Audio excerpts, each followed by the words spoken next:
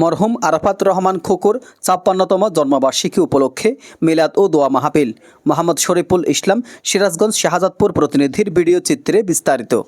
১২ August মঙ্গলবার সিরাজগঞ্জের Shahzadpur BNP কার্যালয়ে শহীদ রাষ্ট্রপতি জিয়াউর রহমান ও বিএনপি চেয়ারপারসন সাবেক প্রধানমন্ত্রী দেশনেত্রী বেগম খালেদা জিয়ার পুত্র এবং বিশিষ্ট ক্রীড়া সংগঠক মরহুম আরাফাত রহমান খোকর ৫৬তম জন্মবার্ষিকী উপলক্ষে মিলাদ ও দোয়া মাহফিলের আয়োজন করা হয়।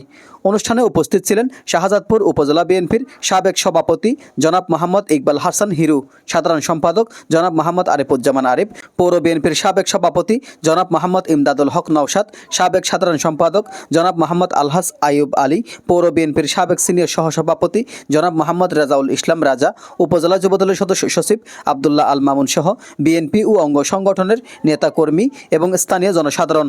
মিলাদ ও দোয়া মাহফিলে মরহুম আরাফাত রহমান খোকর আত্মার মাগফিরাত কামনা করা হয় এবং দেশনেত্রী বেগম খালেদা জিয়ার সুস্থতা, দেশ ও জাতির কল্যাণ কামনা করে বিশেষ মোনাজাত অনুষ্ঠিত হয়।